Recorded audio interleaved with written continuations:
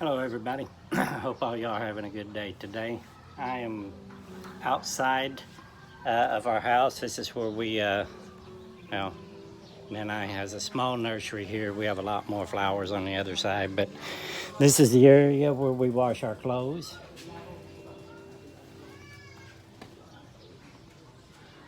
And we hang them out here too.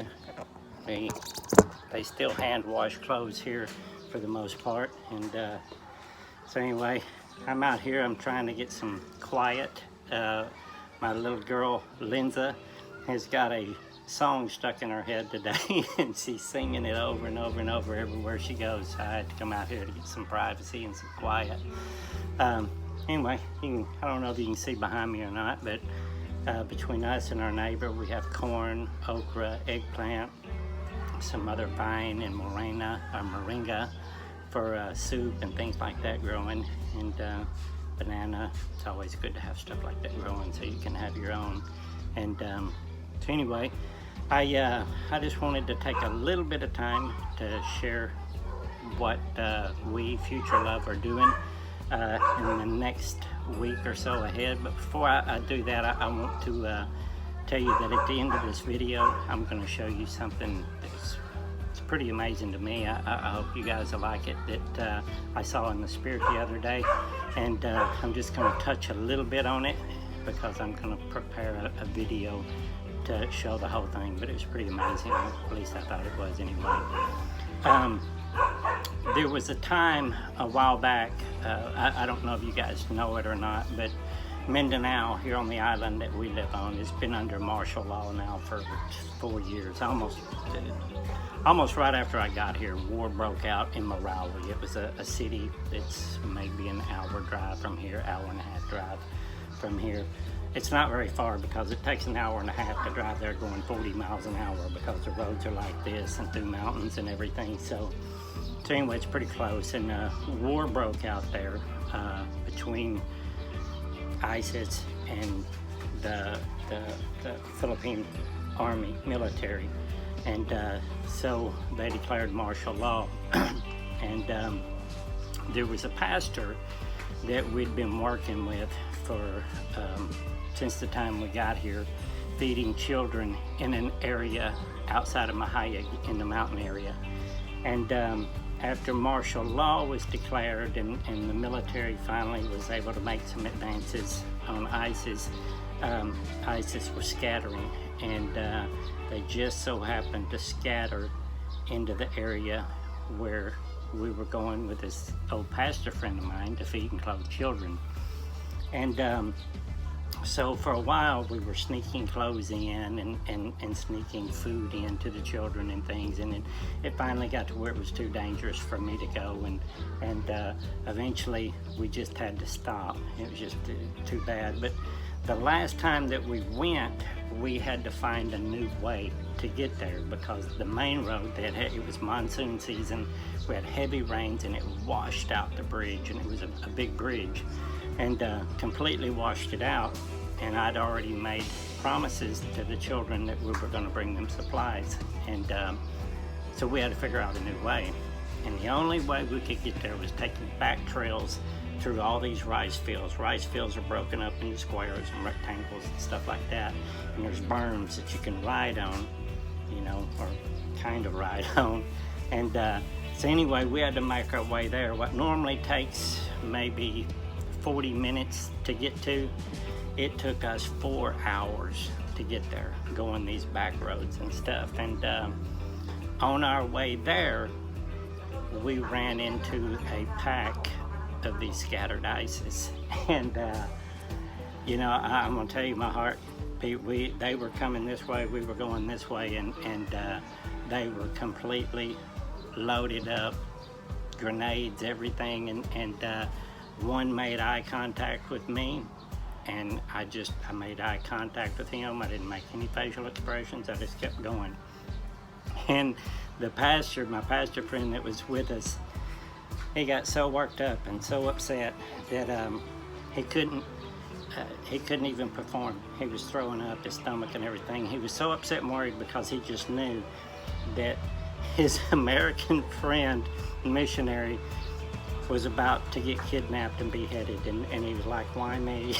You know, and but by the grace of God, God has been good to us and keeping us safe. And but anyway, he just knew, you know, that was it. And got a rice harvester driving by. It's kind of loud. Hang on just a minute, we'll let them pass.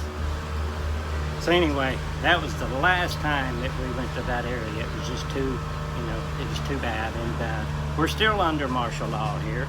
And but that bridge was eventually repaired, and so we have an easier way to get back there now. And from what we've been told, the area is clear from bad guys. And so we're going to get back with our old pastor friend, and he's got a new church there that he's established, and we're going to go there and feed the children and his congregation, and hopefully we'll have some clothes too, and some OKU's clothing, and we're going to share that with them as well. We're hoping to do that next week sometime. That's our plan. And anyway, I want to share with you something that I saw in the spirit the other day, but I have to draw it out for you and show you. So I'm going to get my my daughter Ira Pearl to shoot video for me. Anyway, see you in a bit. All right, not this past Monday, but the Monday before last, I was at the gym, and while I was at the gym, I kept seeing three things in the spirit. What I was seeing, I was seeing the word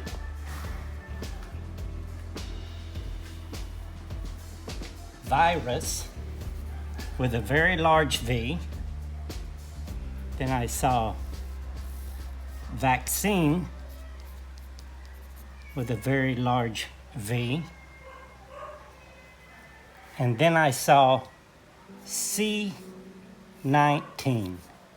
And I always know that C is 3. Okay? So I added, C is the third letter in the alphabet. So 3 plus 19 is 22. And I immediately knew that the Hebrew alphabet, there's 22 letters in the Hebrew alphabet. And that letter is Taw. And it's kind of shaped like that, right there. And then the V, I knew that the V was important on these. The rest of this is not so important. But the V is Vav, which is the 6th letter in the Hebrew alphabet. And it's kind of like that. That's the Hebrew letter Vav. So what I saw was 6, 6, 22. So 66 and 22 give me 88. And so immediately I went to the Strong's Concordance, to Strong's 88, and this is where God gave me confirmation on the message that he was going to give me in the very first set of letters that I did. What I also found was pretty interesting is V is the 22nd letter in the English alphabet, and Taw is the 22nd and final letter in the Hebrew alphabet. But anyway, I went to Strong's 88, and from there, I also want to tell you that Vav means a tent spike in Hebrew, and that's where I went. I remembered something from a while back from the book of Judges, I think chapter 4, verse 21, and that's where the rabbit hole began for me. So anyway, I'm going to show you guys some things on here with Strong's 88, and how God gives me confirmation. It gives me goosebumps every time, because God is amazing and how he teaches us things. And he teaches us things in a way that fits around the times that we live in. We're blessed. We live in a time to where we have computers, and we can Google things and say, God will speak to you. Look, this is this is that. When you look it up, it's right there to us. So that's amazing. Anyway, I'm going to share with you later. Okay, so here's where the goosebumps got really good.